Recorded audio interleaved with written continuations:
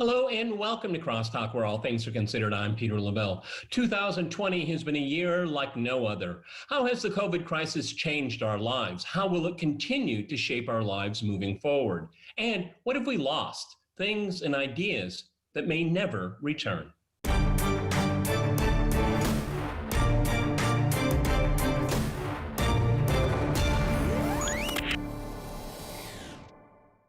To discuss this and more, I'm joined by my guest, Marcus Papadopoulos in London. He's a historian, analyst, and author of the forthcoming book, Arise Rossiya, The Return of Russia to World Politics. In Oxford, we have Mark Allman. He is the director of the Crisis Research Institute. And in Budapest, we cross to George Samueli. He is an author and a YouTuber at The Gaggle. All right, Crosstalk rules in effect. That means you can jump in anytime you want, and I always appreciate it. Okay, let's go to Mark here. You know, Mark, in preparing for this program, I was just jotting down some notes about how I reflect upon this year. And let me just read you a couple of the bullet points. Health dictatorship, fear has become central to our lives. We go from one crisis to the next crisis. COVID is an authoritarian's dream come true. Good faith thinking is gone. Social media using censorship. And the science, which has been completely discredited. There's no such thing as the science. Though media will tell you otherwise.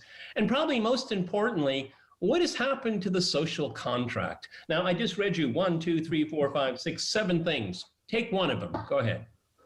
Well, I think perhaps we could begin really with, as you say, the science and, in a sense, human experience. If we think back to 100 years ago and the great Spanish flu epidemic, or even 60 years ago and so-called Hong Kong flu, the extraordinary thing is the degree to which the current epidemic has led to huge social changes and, if you like, social disciplinary changes that those didn't have. And in a sense, also, they didn't really have a legacy, did they? They were huge events, catastrophic events, but they passed. Whereas I think the really interesting thing here, and it comes to your social discipline question, if you like, the cultural changes, is that across the world, certainly across the Northern Hemisphere, and we could say in Australasia, people are adapting to a whole new set of behavioral rules, which have come into force very quickly. Social distancing, how you manage your life, shutting down all sorts of economic activities, social activities, cultural activities, and seem to have accepted that in an extraordinary way. And it, in a sense, I don't myself subscribe to the idea that it was, as it were, pre-planned or thought through, but it has revealed, as for instance, one of our chief experts advising the government said yesterday, Neil Ferguson, the Chinese, in a sense, pioneered a way of showing how easy it was to get people to conform to extraordinary restrictions with very, very little resistance. And this may be necessary to control a contagious disease, but what else could it, in a sense, set off? That's the real danger in the future, I think. You know, Marcus, I also ascribe to, I don't believe this is intentional, but obviously for many in power and in the business world and in social media, this is an opportunity they just can't let pass. Go ahead, Marcus. Well, it's certainly the case, Peter, that the year 2020 has been a truly abhorrent one for vast swathes of the global population. In the United Kingdom, for example, we have seen the British government refuse to adopt measures to protect livelihoods. And as a result, in 2020, close to 1 million British people have lost their jobs. Furthermore, we have witnessed the British government systematically erode civil liberties in its so-called fight against what is known as COVID-19. Compare and contrast, Peter, how the British authorities have responded to COVID-19 to how the Russian authorities have responded to COVID-19. In Russia, the Russian government has made it very clear there will be no restrictions on civil liberties. Vladimir Putin made it also abundantly clear that if Russians want to have the vaccine, they may. If they do not want to have it, then there will be no restrictions placed on their lives. That is not what we are seeing in Britain. The British government is toying with the idea of, on the one hand, making a vaccine mandatory, but on the other hand, they might not make it mandatory. However, what they are implying is that if you do not have the vaccine, you may be refused entry to education, to hospitals, and to workplaces.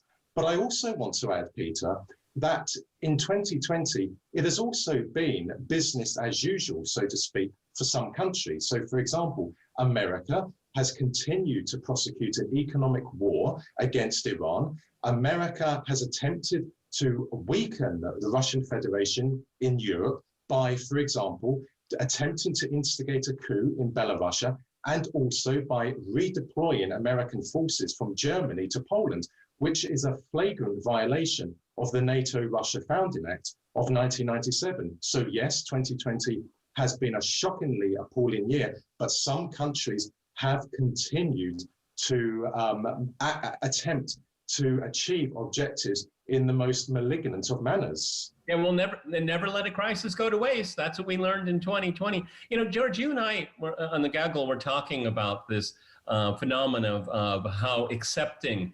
Western polities have been to these restrictions here. And I'd like to throw into it is that, you know, the media is playing a very negative role through all of this. So because when I see the media questioning authorities, you know, why didn't you institute it earlier? Why was it more stringent? I mean, there's no questioning about, you know, is this make any sense? Because this woman in California has an outdoor cafe, but she can't operate it. But within a stone's throw away, a Hollywood production company has this almost the identical cafe, but they can operate. You know, only a very small number of people in the media have looked at the glaring contradiction here. But media, for the most part, is just, you know, saluting and doing what they're told because it's the science. Go ahead, George. So that's absolutely right.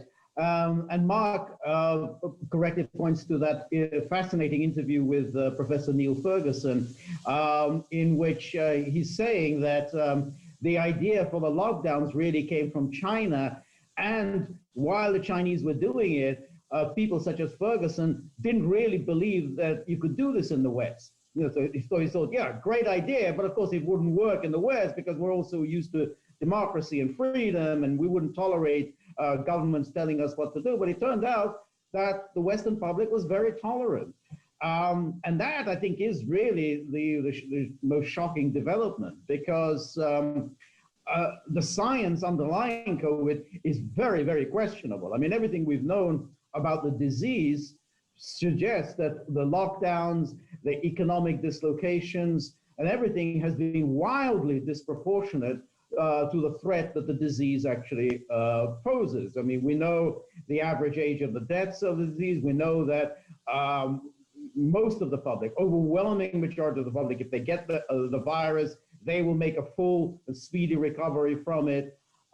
Yet despite all of that, there is still this pressure for these most draconian measures. And that's why it is very reasonable to speculate as to, well, is the public being prepared for something else? Is this now going to be the new normal of draconian social reorganization for the desired goals of liberals? And of course, well, I mean, you and I have talked about, and also here on Crosstalk, about the Great Reset, and obviously that means different things to different people. Mark, why do you think Western publics were so pliant through all of this? And I don't know if there's a real answer for it yet, okay? Because I think all of us are shocked by it. Go ahead. Yeah, well, time will tell if they remain pliant, but I think it's worth thinking about in the context even of other types of mass casualty incidents, to use those horrible phrases. The Western countries, not least the United States, have become very risk-averse to casualties in war for their own side. So we use massive bombardment, bombing, and cruise missiles and so on, and we have zero casualties on our side, but perhaps tens of thousands on the other. And in a sense, we're now seeing this as an epidemiological phenomenon, that we don't feel able to sustain loss of life in the way that previous flu pandemics caused in the 20th century.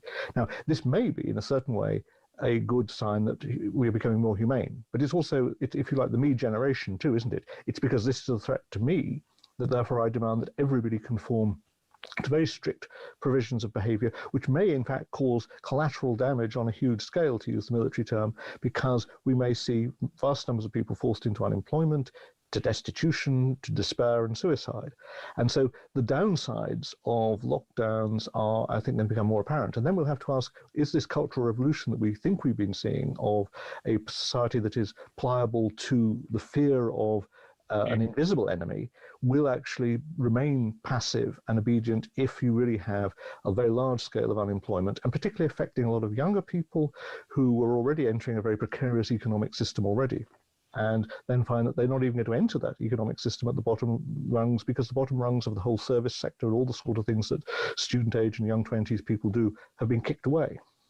Yeah. So, there's this mantra also of safety first, which on its face, I think obviously makes sense. You should be safe here. But also what it does is, in the way that is being propounded, is that there's no risks taken, and you kind of you're absolved of any kind of personal responsibility of your behavior. I think that this is one of the miscalculations of these lockdowns in the West, is that be responsible, take care of your health, and be aware of other people's health here. But the way they've done it is that forcing a self-induced coma for the economy. That's not safety first, as Mark has already pointed out. We have substance abuse, we have suicide, we have families being broken up, and then the despair of the economic situation. So this mantra of safety first has been taken too far. It's an overreach, in my opinion, because it takes responsibility away from the individual. Go ahead, Marcus. Can I say, first of all, Peter, that Professor Neil Ferguson, who has been referred to in this program already by George and Mark, has been a vociferous supporter of lockdowns, even though he did not adhere to the first lockdown himself. And I would also add that Neil Ferguson gives a whole new meaning to the word incompetence. Now, as regards the British people, Peter, as a whole, lost the ability to think both independently and critically many years ago. And I would largely put that down to the diabolical effects of neoliberal economics and neoliberal cultural values. And I use the word cultural in a very loose way. The average British person today, Peter, is more interested in reality television, in celebrity culture, in the sexuality of people on television, as opposed to what is going on around them in society. Indeed, the average British person, Peter, is prepared to listen to simpletons like Piers Morgan and Philip Schofield, who know nothing about international relations. They know nothing about politics. They know nothing about virology, but they will turn to someone like Piers Morgan to know about Syria, to know about any other aspect of international affairs, as opposed to listening to real experts. Marcus, I would posit that's why these people have their jobs. Okay, I mean it's no mistake. Okay, I mean this is who the elites turn to explain and expand their agenda on a societal wide basis here. All right, gentlemen, I'm going to jump in here. We're going to go to a short break, and after that short break, we'll continue our discussion on the COVID crisis and its legacy. Stay with our team.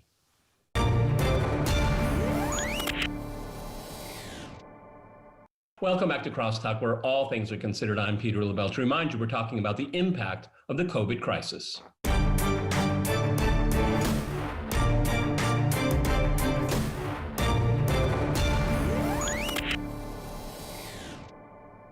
Okay, let's go back to George in Budapest. There's already been mentioned in this program here, and it's something I want to talk about, is the absolute incompetence of the elites that have been making decisions about how we live and how we should live into the future.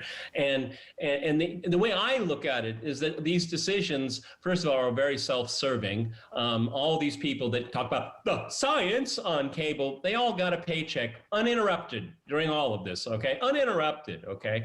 But then let's see the downside. I mean, the way I look at it is that it's working people, it's middle-class families, and middle-class values, I would even go as far as to say that, have been crushed during all of this. And on top of some of the most basic things that bring us all together, that prior to this we had, even if we're on the left or the right, we believe in freedom of speech, freedom of assembly, freedom of worship.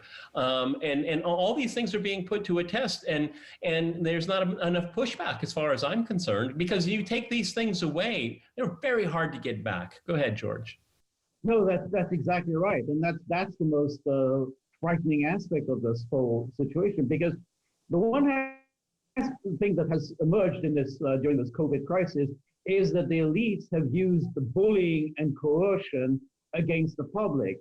it's like everything is the public's fault. The public isn't being careful enough. They're not wearing masks sufficiently. They're going out too much. They're socializing too much. They're not maintaining social distances.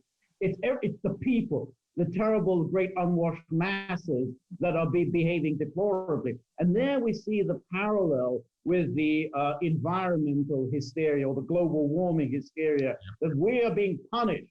The terrible people are being punished for their wasteful ways, for their excessive addiction to cars, to dishwashers, to washing machines, to this consumer lifestyle, and they must be punished. And that's really what's so terrible about this. And unfortunately, the public have been sold a bill of goods. They were resistant to the environmental coercion. They haven't been resistant to this because they got really scared that this was going to be a horrific disease laying waste the nations of the world. And they bought into this. And as you say, once you give up these freedoms, very hard to get them back, because governments are in love with that. It's clear from the rollout of the vaccine that nothing is going to change.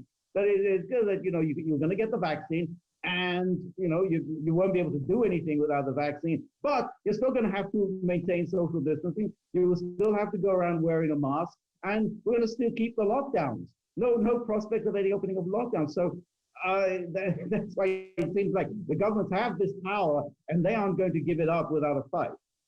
Mark, a cynic would say, and I'm a cynic, that this is a template for whatever is determined to be next. Okay, the climate crisis. Okay, we have to deal with the looming climate crisis, and I'm not here to discuss the climate crisis as on its own, but people have been conditioned. There's a paradigm out there. There's the do's and the don'ts, and there's the power of the state. And again, the media shoring up the state and its agenda and its ideology, as Marcus has already pointed out here. I mean, does that worry you?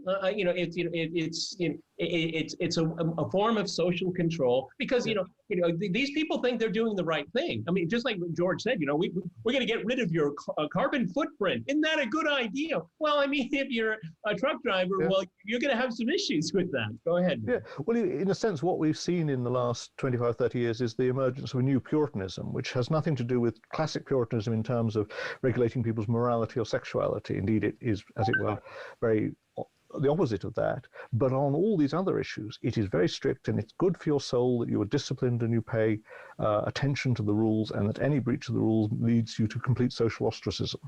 And so in that sense, we see a kind of mid-16th century kill Christmas because it's wicked, stop the burr baiting, not because you want to help the burr, but because you want to stop the people enjoying it.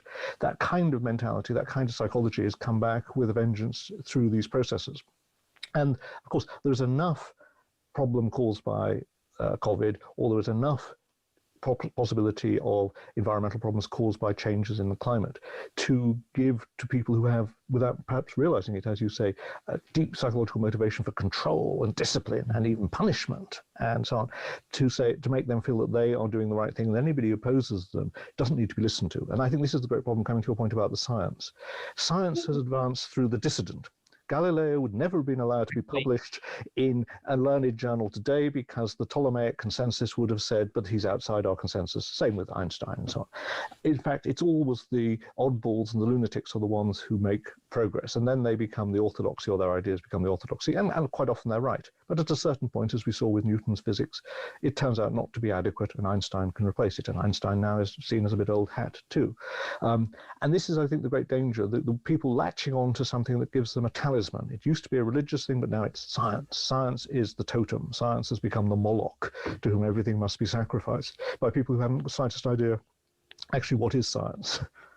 That's absolutely right, Marcus. I mean, this is one of the great tragedies of this year, is that the science, as people like to say, has been politicized. I mean, you can use science in the service of your agenda. I mean, in so many different ways. And this is this illusionment people have, is being, where is the science where you still have your elites flying around their private jets, but I'm not supposed to drive my car from this hour to this hour. I mean, it's so glaring for some people here, and it does go back down to where this sense of social control control, and they truly believe that it's a positive impairment. And I think that's what really scares me, because these are like ideologically possessed people that they really think that they're really helping you, but it doesn't change their lifestyle. As a matter of fact, rich people in this world have gotten far more richer during this crisis here. It's really one of the great oddities of this crisis as well. Go ahead, Marcus.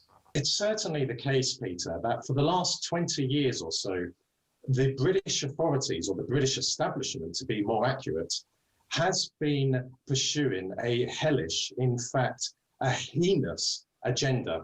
And I would contend that 2020 has been pivotal for the British establishment in its pursuit of this hellish agenda. And I believe that mainstream media in the UK has really brought that message very, very clear to those of us in the UK who think both independently and critically.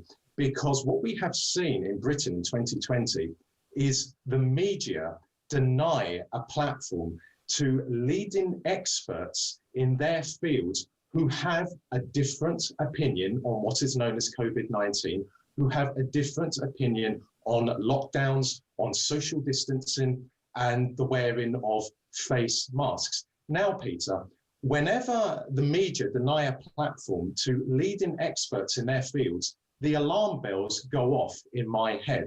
And it doesn't matter what the subject area is. It could be Russia, it could be Syria, it could be North Korea, it could be Iran, it could be Cuba.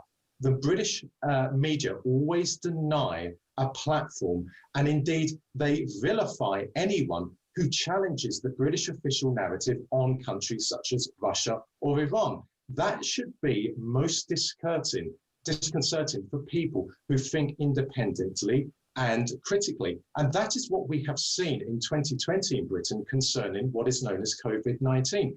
If you have a different opinion on the virus, you have been demonized, you have been vilified, you are accused of being mentally ill, you are accused of endangering the lives of tens of millions of Britons, even though people like Dr. Hilary Jones and Professor Neil Ferguson broke the lockdowns, which they so ardently called for. Now, if that is not a concern for people, then I submit to you, Peter, these people do not even have a single brain cell between them.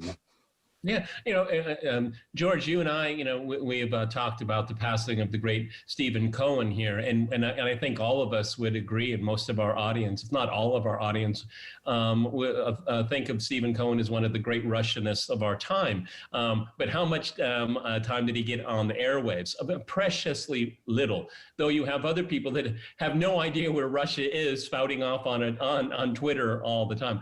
George, one of the things, because we're rapidly running out of time here, is that a lot of these elites, they pursue wars in the name of democracy here. But where has been the democracy in all of these shutdowns and lockdowns? I mean, you have this tyranny of the executive. And there's been a little bit of pushback, and I'm glad to see it, but it's only happening after almost a year of this here. But at the end of the day, it's not what the people want; it's what they are told. And George and I know the American experience the best. I mean, you have these governors that are essentially functioning as dictators. I mean, an executive order doesn't necessarily make it constitutional, and this is something that's being challenged. Go ahead, George. Yeah, exactly. And what we normally think of as in the practice of democracy is legislation, elected representatives debate and pass laws. But instead, what we have in the United States, also in the United Kingdom, is simply government diktats, which from one day to the next become laws, and the police enforce with some brutality. And protests are and with the goalposts. And with the goalposts constantly being moved. Exactly. And that's why we've been talking about the science. But what is this science? There is extensive disagreement about COVID as to whether it really it is how much more seriously it differs from the coronaviruses that have been around for forever. There've been debates about masks and about whether the masks are useful. And what about the scientists who say that cancer treatment is going neglected? People are suffering from all kinds of psychological problems. Substance abuse is increasing. That also is science. So when people say science, they mean the scientists who support their view, not the scientists who are presenting a very different view.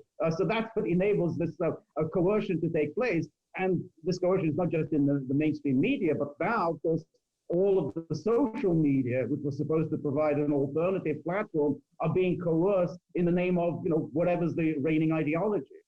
Well, it'll be very interesting, gentlemen. I hope you'll join me here on Crosstalk exactly 1 year from now, and we'll find out if what we've been talking about was a bad year or just the beginning of a trend that none of us have any control over here. I want to thank my guests in London, Oxford, and in Budapest. I want to thank our viewers for watching us here at RT. See you next time, and remember, Crosstalk rules.